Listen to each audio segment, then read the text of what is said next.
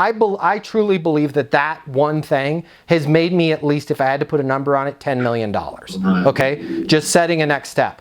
But these kind of things will help you in your personal life too.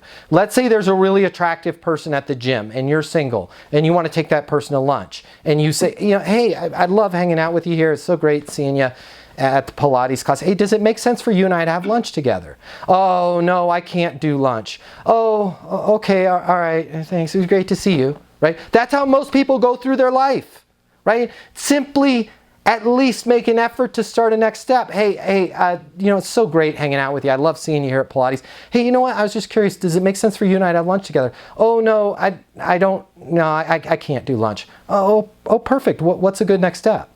Well, lunch is bad for me because this is kind of my sacred workout time and it's the only time I have dinner is much better for me. Oh, okay, perfect. How about dinner on Thursday? Yeah, that works for me.